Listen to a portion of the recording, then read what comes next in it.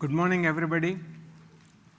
Thanks for joining us today, this morning, and giving us an opportunity to provide and share the experiences of our journey in implementing the finance data lake as a self-service discovery platform for our business partners.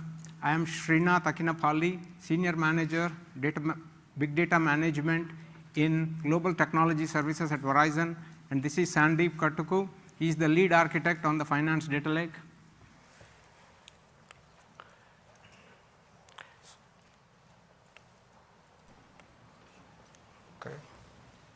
Okay.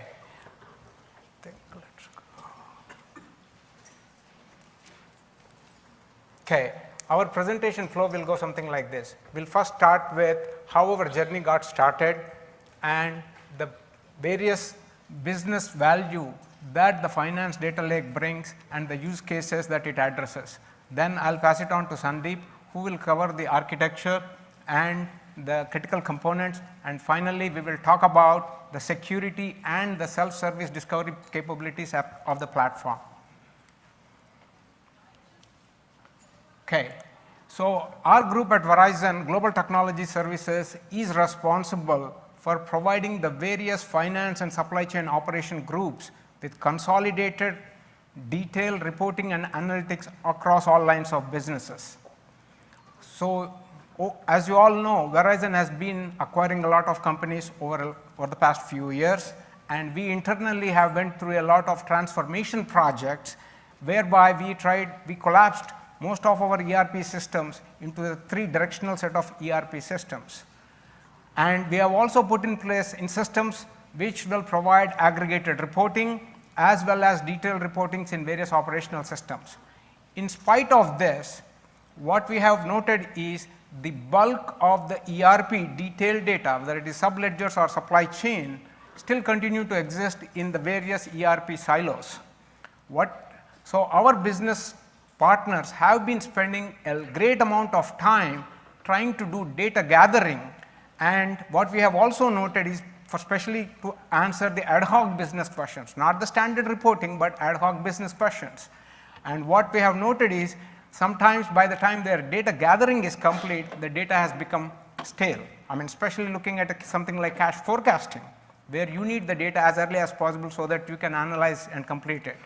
Secondly, what we have also noted is the same data exists in multiple systems, and there was a lot of data duplication. Okay.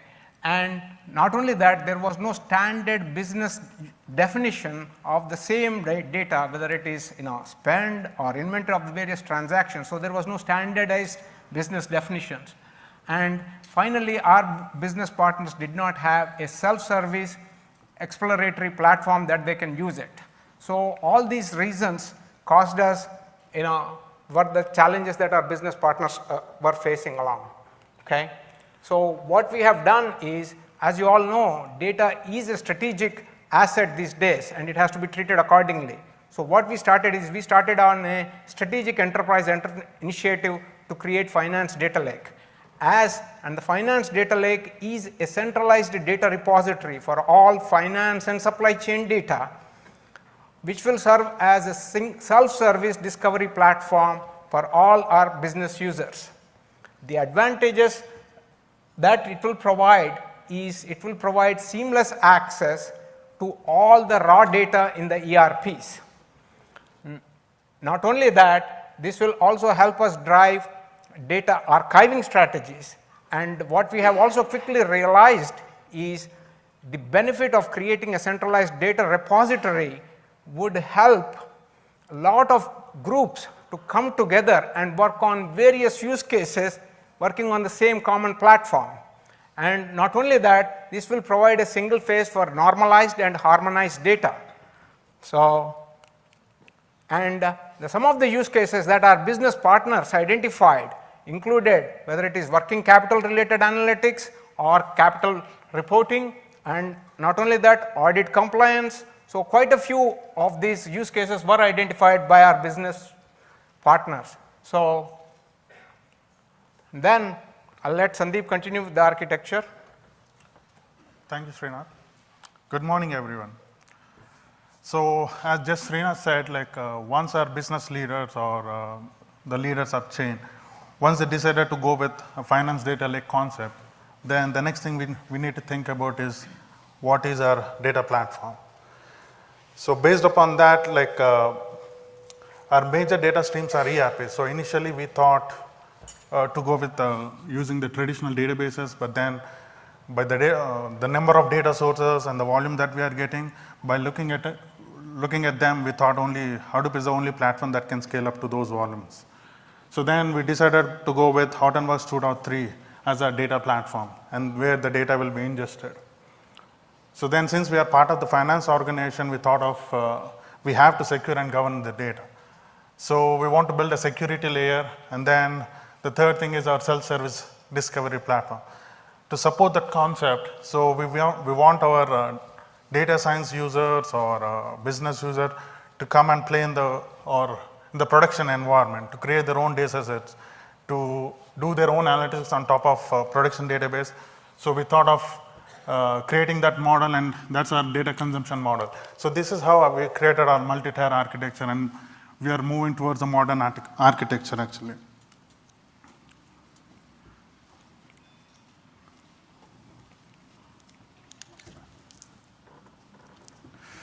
So for any platform, we need data.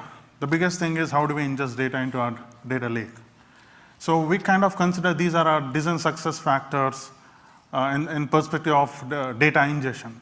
So we are getting data from multiple different sources like Oracle, Teradata, SQL Server, HANA, and RDS instances, whatnot. I mean, we're getting files.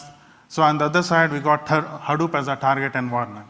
So in general, I mean, Hadoop use cases deal with warm data, meaning write once, read many times. But in our case, the biggest challenges is with ERPs and the transactional nature.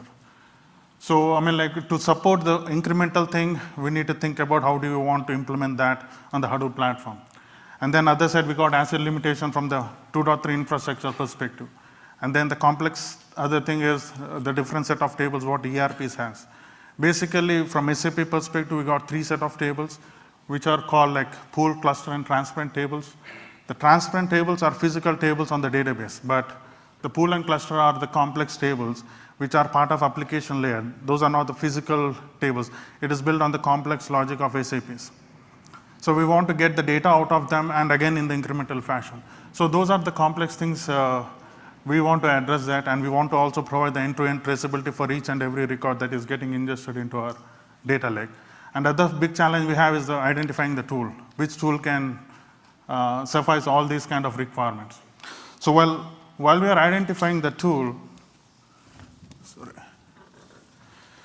we started thinking about creating our own architecture or a set of tools, basically, from the ingestion perspective. So the main thought process here is how fast we can ingest data into our data lake. That's the first thing. And then how can we scale up to thousands of tables? And then like we want to support file, batch, and incremental ingestion concept. So based upon that, our rule of thumb here is like any data set that is getting created in our data lake is part of a Hive table and with ORC format. And then we want to enable traceability for each and every record, when the record got created on the source and when it got landed into our target environment. So based upon these conditions, we have created a metadata-driven model. So that supports all of this, what I just said. So whenever it's kind of when you provide an input to that tool, based upon your input, it will create all the set of objects that needs to be created, whether it's a file or a batch or an incremental ingestion. So based upon, so we also have certain mandatory stuff for file ingestion perspective, where we need to specify what is my source location, basically. Source location of the file, and then what is my target Hive database, and what is the target name. So these are some of the things for from file ingestion perspective, and we also have the capability of doing a partition if you want to have a file coming in, like YTD kind of stuff. So you can do a partitioning enable in the framework itself. And then next thing I want to talk about is the batch ingestion.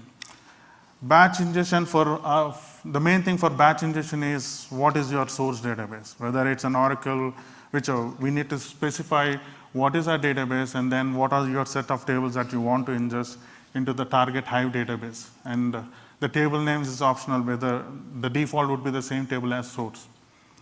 But then the other feature what we have in the batch ingestion perspective is if you want to load a specific data set from the source table, instead of loading the entire table, you want to load a specific data set. That also you can provide as part of the model.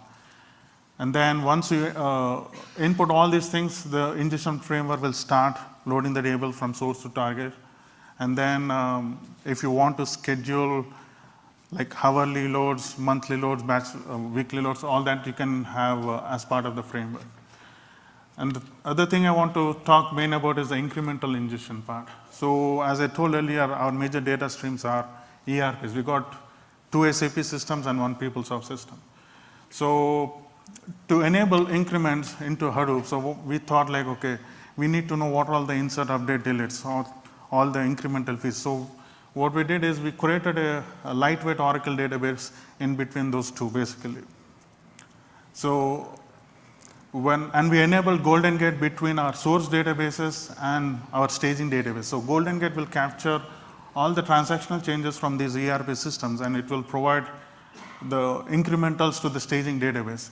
So any increment, whether it's an update, insert, delete, all the records are written as, all the operations will be written as each separate record with a proper op type and a timestamp there.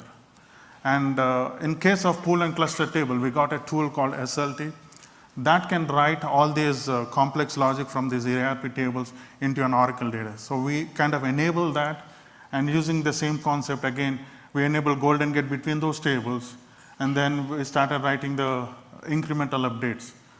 So these are from the data ingestion perspective on the incremental side, and we have a process in the staging area itself that will identify what are all the table changes in the specific time frame. Basically, in a span of 5 minutes, if Golden Gate is writing into 10 different tables or 100 set of tables, then that process will identify as, okay, these are your 10 tables, now you need to process them to Hadoop. So that is the input for our micro ingestion batch processing there. So that process will pick up this set of tables and then starts loading that data first into a staging area in Hadoop, basically. So then then it will kick off the merge processing. So then it will kick off the merge, and the merge process will use what is new and what is old, what we need from the old data sets, and create a new data set, and then come back and clear the data, what is being ingested from the staging database. So that way we are making the staging database as light as possible. And the main thing I want to highlight in the merge is for the merge Lambda architecture, the main thing is primary key. It's all primary key based return. So whenever a primary key, whatever the new set of primary keys I'm getting into the data lake, and then what I need to consider from the previous data set, we'll join both and create a new data set. So that is an continuous process whenever I get so that's what we are calling as a batch ingestion for the increments. And what we are getting is, we were able to ingest data from ERPs into our Hadoop infrastructure from 5 minutes based upon the table and its size, 5 minutes till 2 hours, and now we are kind of increasing latency with the number of tables are getting increased. So these are some of the challenges that we face, especially with ERP ingestion perspective. So I just want to share some of those actually. So one thing is handling deletes. Whenever a delete is issued on the source database, the statement is, the particular record is gone. So now we need to capture that record from the target perspective. Unless I know if there is a delete issued, I cannot remove that from my target data set. So then, so we kind of handle that using the Golden Gate prior snapshots. And the other thing is, general SAP, what it happens is, what they say is whenever you enter something in ERPs, it will be always there. But I'm not talking about the data that is getting in But what I'm talking here is the updates. Basically, when there is an update issued from the application perspective, it is not doing a general update. What it is doing is a delete and an insert. For an update, it is doing that kind of operation on some of the tables. So those are some of the challenges. And the next thing is the primary key updates. As I said, like, our merge operation is based upon the primary key. But the thing here is like in source, the primary key is getting updated. Basically, in source, it's not a primary key, it's a unique index basically. So you can update a unique index. So when you update a unique index, again, the record is gone. So we need to know from the target perspective what is the actual record. So again, that we use the Golden Gate technology and enable the previous snapshot as deletes. So and the concurrent operation is like whenever you have a delete and insert at the same timestamp, we cannot go by the specific timestamp. So we need to go by a transaction ID, say. So that kind of things we have introduced. And the batch operations are something like the data getting truncated on the source, and we need to know if the data is truncated or not. So these are some of the data patterns. And next thing I want to highlight is like from the data ingestion perspective, we kind of identified a tool called Affinity Replicate. So that kind of enabled our simplified our architecture. If you think about our previous architecture, we got like a tool called SLT, Golden Gate, and our micro ingestion batch process. But Affinity is able to handle all of that for us, and it kind of write data directly into Hadoop. And it kind of support all ERP specific tables, like I said, like pool, cluster, and transparent tables. And the other thing I want to say is like the dynamic DDL changes, which is like whenever a source table got updated, means like you add a new set of column and all. Previously, we used to have a downtime for that specific table, add the column on the target, then we use that. But Affinity is dynamically changing or pushing the DDLs as well onto the target environment. And the last thing I want to talk about is data validation. So in any environment, once you ingest the data or get the data, then you need to prove or the consistency of it. So what we did is we kind of automated around daily test cases or around 4,000 plus test cases that kind of run against our source and target environments, and then do the comparison, and it will flag if there is any problems, and it will tell, okay, this is your problem and we need to go fix it actually. And we also provided the data latency reports whenever a record got inserted and how long it is taking to ingest into our data lake. So these are some of the reporting things, and we've been looking for a few set of new tools, and we are working on that. Because right now we were able to identify the issues, but it's after the fact. We want to identify before the fact, so we kind of evaluating few set of tools. Now Srinath will be talking on the security part of it actually. Thanks, Sandeep. And to just add to this, the core important about the data validation is most important is that provides the data completeness and the quality. And that's what as our business users expect. The data lake, while it has all the data together, to making sure that the quality is ensured, and we are not going to compromise on that, because key thing is this is the core life and blood, which is the ERP data. So that's the reason we have from day one thought about the data validation right along with our architecture. So going back, so what we have is, now let's talk about security. So what it is since we started, the scope of the data lake encompassed both finance and supply chain, which is very critical data and sensitive in nature. So security design was day one part of the architecture. So it's not something, it's an afterthought, but something that we wanted to look at right from the start. The key reason is this: as we are going to ingest a lot amount of finance data, we want to make sure that we are in compliance with the various corporate and compliance processes, and not that we just bring in and expose everything. The first thing. So what then the good thing was, as we looked at the platform capabilities, as Sandeep and team has been looking from an architecture perspective, we also saw that the Hadoop platform provides us with a comprehensive set of security features that we were able to take advantage of, and we'll probably talk about that, some of them right now. The first thing is, so as we ingested the data, the next thing is data gets consumed. So the key thing is users will get access to, and the first thing is various tools are the things that would be connected. So one key thing we took advantage was Apache Knox is the one which would provide us with the necessary secure connection to make sure that the tool, the connectivity is not, addresses with all the firewalls and whatnot. So the next level of security, now you look, is the user level access. So once you look at user level access, you can break it into multiple levels. The very first one is you think about is how do we authenticate the user? Okay, here is the thing. So once the user access to the cluster, whether it is through a BI tool or even coming to the direct access, the first thing is authorization, authentication. And the thing that there we adapted is again used a Hadoop way of authentication, which is Kerberos, which is encrypts the connectivity and making sure that the credentials are not compromised, and also we were able to enable single sign-on logging using LDAP. So that's the first one. Now next, let's get to the next level of is the authentication. So now the user is inside the system. Sorry, the next is authorization. So now the authorization is the actual access to the data. Again, comes back to the same question. This is finance and supply chain, and traditionally this data was in the ERP. And as you all know, ERPs are pretty transactional oriented, and the security is pretty much controlled more towards the actual transaction, whether it is a purchase order or it could be an invoice and whatnot. But what we have here is now we are bringing the raw tables in the system.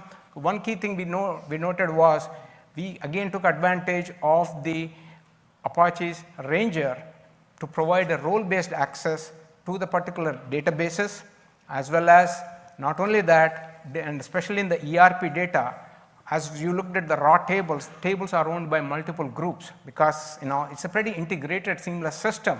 And what we again took to is take advantage of the security features which you can actually provide access at a table level. And we plan to even extend to row and column level security. So with all these multi-level security layers, which is already put in our modern data architecture, we are able to satisfy quite a bit of all the the security and compliance, and still enable our users with a lot variety of full access to the raw data.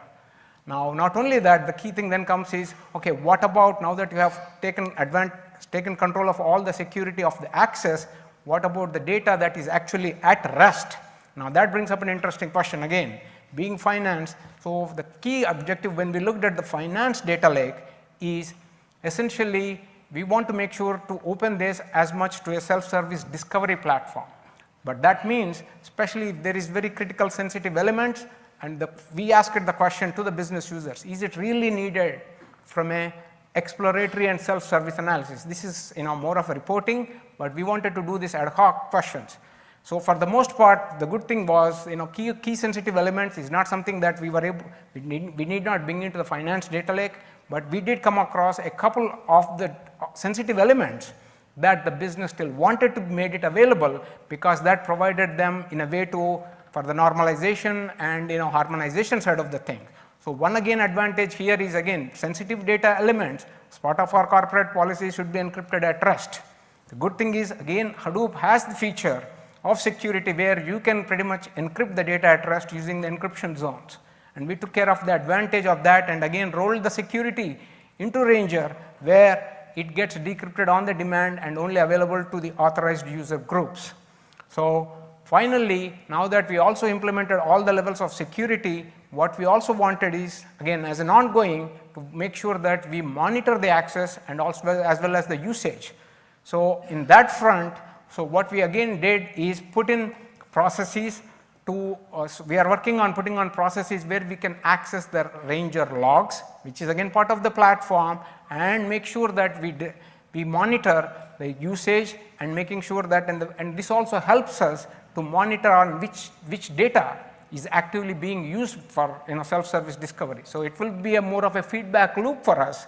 And not only that, we also are putting in procedures to make sure that access reviews are conducted on a regular basis. And not that you just opened up an access to somebody and then kind of not even getting that review. So having a full-fledged of security implementation in there makes our business partners feel comfortable, and on top of this we are actually actively partnering with our business partners to actually put in an entire data governance solution on top of in addition to the security. And as part of the data governance, what we are again trying is to engage all our operations teams as well as accounting groups to make sure that they come to a common understanding, to make sure that data at a rather than specific functional areas versus, but open up more as a business process level. And that enables us a common set of groups to collaborate. As an example, so the way we want to do the security is again do more like a procure to pay, where they have full-fledged of the access, or whether if you look at the asset lifecycle management, make sure that you cover the entire data table sets as well as any specific niche modules that we have. So that's the way we are approaching the security in its full-fledged. So, and finally, let's talk about the self-service discovery capabilities of the platform. So one key thing is now that we have built the framework, we ingested the data. So the first thing is, again, with all the raw data available in it, so we have provisioned access to our users base and multiple user groups, and they have already connected and started consuming, building their own reports or visualizations and whatnot. But not only, we just didn't want even to stop there, but we are actually actively working on a roadmap to make sure that we increase the adoption of our finance data lake. And the way we plan to do this is, so what we have, as we are told, is we brought in the raw data in its full format and where users will be having access and not limiting any usage. But one of the other findings we have found, and which is again based on our feedback from our business users, is that there are groups, again depending upon the maturity level of the groups, that they would like, rather than the raw data, that the data be cataloged, available so that they can clearly know, like more like a data dictionary kind of thing, and they also data be curated into data sets from the raw data, and where you can catalog your data and provide more data models kind of thing, which could be used for certain user groups to make as a starting point rather than everybody start rebuilding the same data set again and again. So those are the kind of tools that we are working on to enable our business groups so that the adoption increases. And not only that, so then we also look at the more and more use cases. What we are also seeing is we are looking at tools which will help us to do some of the OLAP capabilities, because again, not every not every reporting need could be a complete self-service discovery, but once they have figured out the way they wanted it to be, we want to make sure that there is levels of aggregation that they can do it or do a slice and dice using tools, because based on the volumes that we have. And not only that, on the same common data platform, we plan to enable the analytical tools, which again enables an entire self-service way of building the models.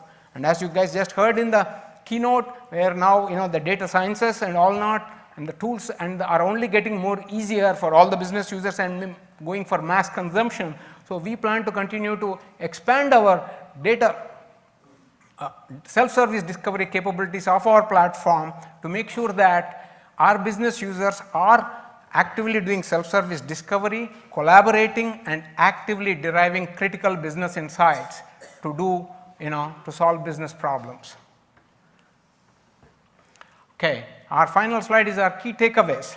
So one key, so here is what, if at all, I know there is a lot of material that we shared at the last space, but if at all there are 3 things that you guys want to take away from our experiences, and here is a quick summary, and let's go through each one of them.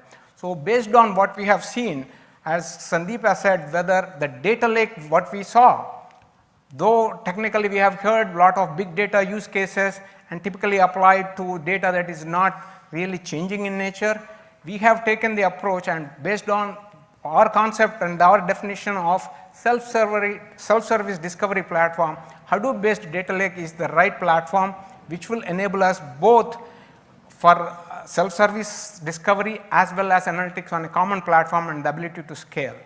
So that's our first takeaway.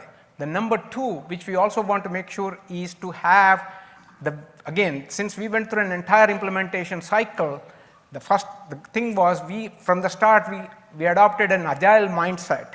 And the reason why we feel that is very critically important when you're especially enabling these big data projects is, as you go through your experiment, as you go through an implementation experience, agile methodology brings in the ability to quickly adopt and especially retune your implementation plan and makes the experience so simpler. And what we have really seen is, especially embracing the open source tools like Jira, Confluence, essentially established our user stories to continue to be expanded upon, because sometimes you have all the full details, but as Sandeep has taken, when you face into data patterns, and these data patterns, I want to be clear, are not something that we follow in development or QA, because the real data actually flows in the production and based on the thing. So we have some discovery that even felt after we went to production that data patterns are not something that we designed for.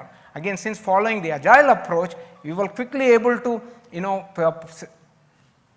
create solutions and send it across to production to make sure that we were able to address these new data patterns that all we came across. Finally, as you guys have seen, throughout the implementation, what we have seen is looking our architecture. So the one key thing we have seen is our architecture needs to be evolved. And the reason what it is there is, especially in the big data solution, there is no one right solution. And what we have seen is we continuously to this date, and for our, as you have seen on the ingestion architecture, we started with what we need from an hybrid architecture, but as we evaluated the tools, and once we find things that will meet, we are willing to just make sure that we bring in on those so that it continues to improve our processes and bring and improves not only the tools but also the processes that we continue to see and see how we can optimize. So that's the key takeaways. So I think we are done here, and we can ask any questions. So just to also summarize, so far I think we have about close to 2000 ERP tables which we have enloaded, and not only that, using all the various ingestions, we have almost ingested 200,000 tables into the data lake. So yeah. I have one question. When you have like application system, which connector that you use so that you can connect to SAP and Hadoop? Sorry, can you repeat the question? So what kind of connector have you used for SAP? So one side it connects to SAP and another side it connects to Hadoop. Right. Means, yes, which connector have you used? Let me take. Sure. So for SAP, we are SAP. There is a tool called SLT. So based upon, that tool, what it happens is it will connect to SAP application layer, and then it can write to an Oracle database. From Oracle database, we enabled again a golden gate there to capture the changes. And that changes we are ingesting to Hadoop using the microbatch process what we have. So that is based upon, we build based upon the SQOOP logic actually. We use SQOOP there. Hi there. You talk about doing this at scale, and you mentioned kind of table counts, but what does that look like in terms of kind of data volumes? And a kind of follow-up question to that is, with those sort of data volumes, what's the time from a change happening in SAP to it being reflected in your finance data lake? Okay. So that's a very good question. So from a data volumes, what we have based on the experience we have seen in the data volumes, it kind of varies, and now we are still kind of looking at our data and try to create data signatures. But one key thing we did certainly know is during the month-end close. Especially what happens is once we see the -5 to +5, as you can see, a slew of the batch processes continuing to run. So we have seen data volumes swell and then kind of slow down after the month-end close. That's one observation we have. And one good thing with the architecture is, especially with I think Sandeep has alluded to that, is the change. The end-to-end latency that we have observed, it could be from 5 minutes to all the way to 2 hours. 2 hours. So depending upon, but the good thing is the ingestion mechanism that is built in handles all of them. It's not like whether the same time, sometimes it takes to do the 5 rows, and also we do for the same for 1 million rows. So did that answer the question? Thank you. Yes. So I have a specific question around it. Type 2 table, so where you actually update existing record and insert the new record, right? Yeah.